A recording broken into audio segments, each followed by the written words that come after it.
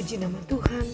Shalom untuk kita yang dimungkinkan oleh Allah berjumpa lagi satu dengan yang lain. Hari ini Rabu 19 Mei 2021. Mari kita bersyukur di dalam doa. Terima kasih Tuhan, anugerah hidup bagi kami yang Engkau berikan hari ini.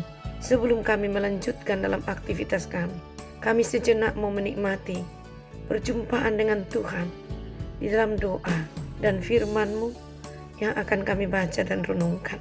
Sambutlah kerinduan kami ya Tuhan, kuasai kehidupan kami Allah Roh Kudus, dan beri kami hikmat-Mu sehingga tidak sia-sialah kerinduan ini. Di dalam nama Tuhan Yesus kami berdoa, amin. Saudara, firman Tuhan hari ini Yohanes pasal 16 ayat 16 sampai ayatnya yang ke-24. Firman Tuhan berkata, duka cita yang mendahului kemenangan. Tinggal sesaat saja dan kamu tidak melihat aku lagi, dan tinggal sesaat saja pula dan kamu akan melihat aku. Mendengar itu beberapa dari muridnya berkata seorang kepada yang lain, apakah artinya ia berkata kepada kita, tinggal sesaat saja dan kamu tidak melihat aku, dan tinggal sesaat saja pula dan kamu akan melihat aku, dan aku pergi kepada Bapa? Maka kata mereka, apakah artinya ia berkata, tinggal sesaat saja? Kita tidak tahu apa maksudnya. Yesus tahu bahwa mereka hendak menanyakan sesuatu kepadanya, lalu ia berkata kepada mereka, adakah kamu membicarakan seorang dengan yang lain apa yang kukatakan tadi, yaitu tinggal sesaat saja dan kamu tidak melihat aku, dan tinggal sesaat saja pula dan kamu akan melihat aku. Aku berkata kepadamu, sesungguhnya kamu akan menangis dan meratap, tetapi dunia akan bergembira. Kamu akan berduka cita, tetapi duka citamu akan berubah menjadi sukacita.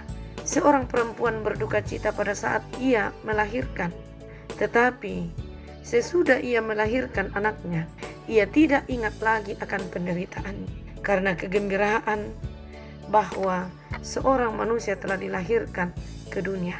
Demikian juga kamu sekarang diliputi duka cita, tetapi aku akan melihat kamu lagi dan hatimu akan bergembira, dan tidak ada seorang pun yang dapat merampas kegembiraanmu itu daripadamu. Dan pada hari itu kamu tidak akan menanyakan apa-apa kepadaku. Aku berkata kepadamu, sesungguhnya segala sesuatu yang kamu minta kepada Bapa akan diberikannya kepadamu dalam namaku. Sampai sekarang kamu belum meminta sesuatu pun dalam namaku. Mintalah, maka kamu akan menerima, supaya penuhlah sukacitamu.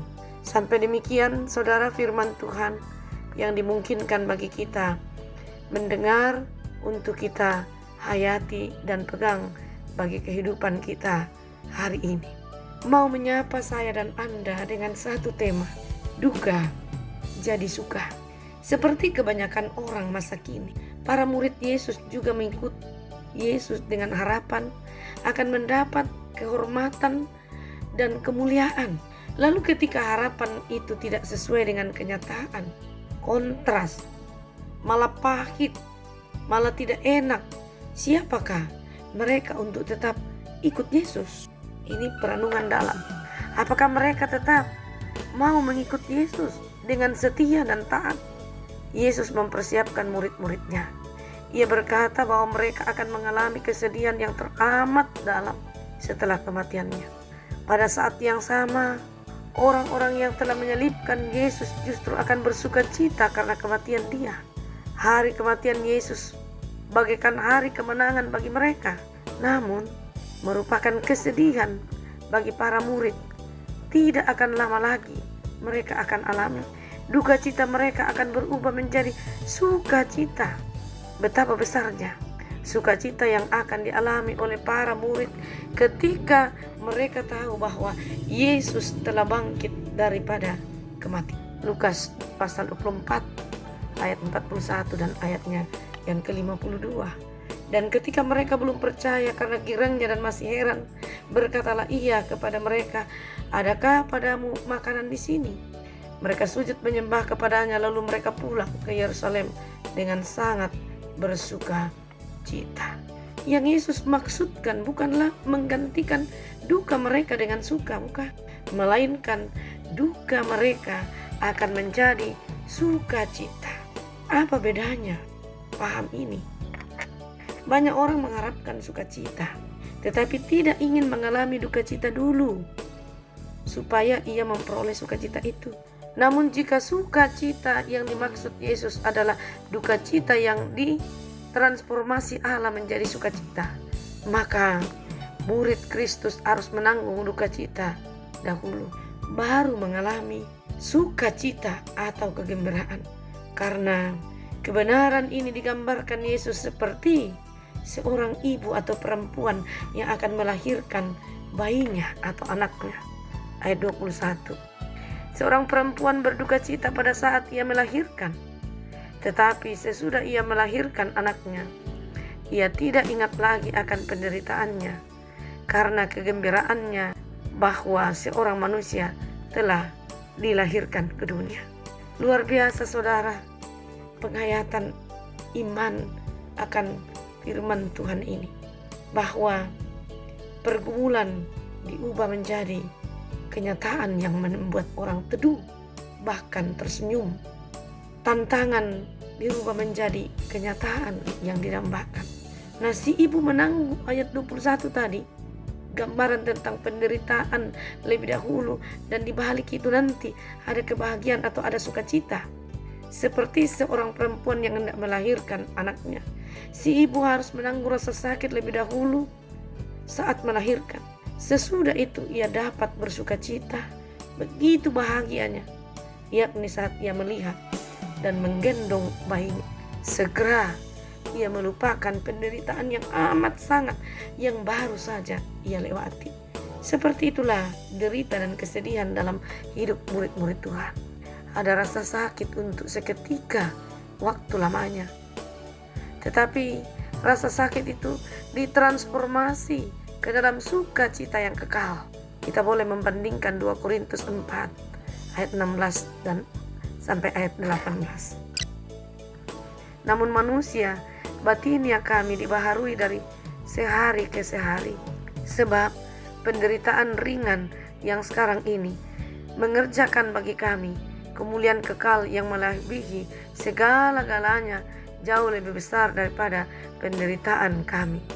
Sebab kami tidak memperhatikan yang kelihatan, melainkan yang tak kelihatan, karena yang kelihatan adalah sementara, sedang yang tak kelihatan adalah kekal.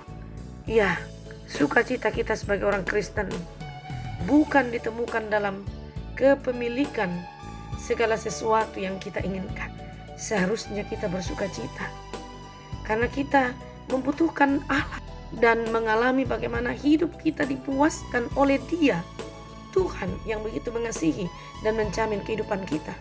Sukacita semacam itu adalah sukacita yang kekal, yang tidak dapat diambil oleh orang lain ketika Tuhan mengaruniakan kepada kita, yang hanya dapat kita miliki bila kita berpaut sepenuhnya dan berfokus hanya kepada Kristus Yesus, yang mau mati, yang mau menderita, yang mau menghadapi realita yang kontras yang dirindukan agar kita memperoleh keselamatan, lalu kita menjadi milik Tuhan yang utuh, berharga, dan Ia akan menjadikan kita kebanggaan.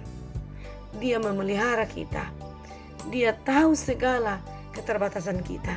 Karena itu berserah sepenuhnya kepada Tuhan adalah penting, dan kita akan dimampukan mengarungi semua bahtera kehidupan kita. Entah itu biasa-biasa saja, entah itu berliku-liku, penuh dengan tantangan pergumulan. Yang jelas Tuhan begitu mengasihi kita. Karena itu Ia mau kita tetap bersukacita sekalipun kita raih dengan perjuangan. Ada waktu yang Tuhan persiapkan bagi kita. Semua indah pada waktunya. Terpujilah Dia. Amin.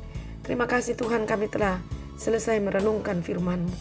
Layakkan kami mengambil maknanya untuk kehidupan kami hari ini dalam beraktivitas yang Tuhan izinkan kami lakukan, baik di tengah-tengah rumah tangga kami, di tengah keluarga besar kami, di tengah lingkungan masyarakat, termasuk di tempat kami mengabdi. Tuhan yang menopang kami.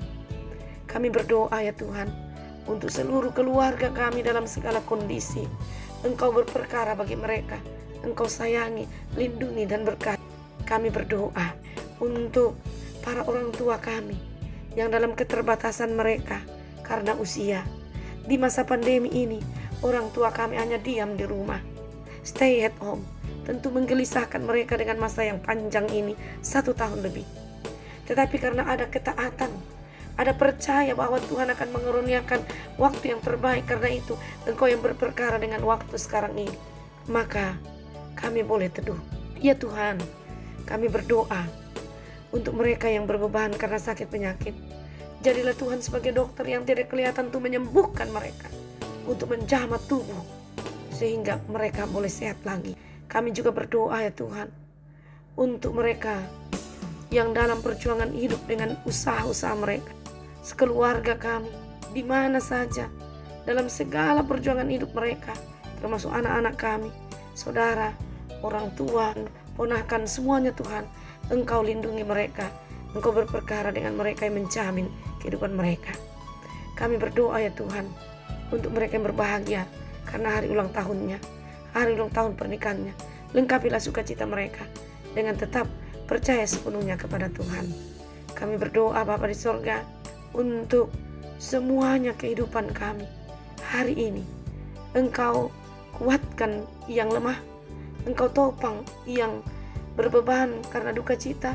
Hiburkan mereka Tuhan, agar mereka lewati suasana duka cita itu dengan tetap berpengharapan kepadamu. Engkau sungguh baik ya Tuhan, pagarilah kehidupan kami. Oh Bapa, kami berdoa untuk semua keluarga hamba Tuhan. Engkau yang berperkara bagi mereka, sehingga kami teduh dalam mengangkat pelayanan-pelayanan itu, seberat apapun, karena Tuhanlah jaminan kami. Oh Tuhan, terima kasih. Engkau tetap bersama dengan kami. Pegang kaki kami Tuhan, pegang tangan kami, agar kami lewati dan juga berkarya sesuai dengan kehendak-Mu, dengan kekuatan Allah sendiri. Dan kami percaya itu pasti indah. Nama Tuhanlah yang dimuliakan. Oh Bapa, ampuni dosa kami, dengarkan syukur kami, harapan kami yang kami bawa di dalam nama Tuhan Yesus. Amin.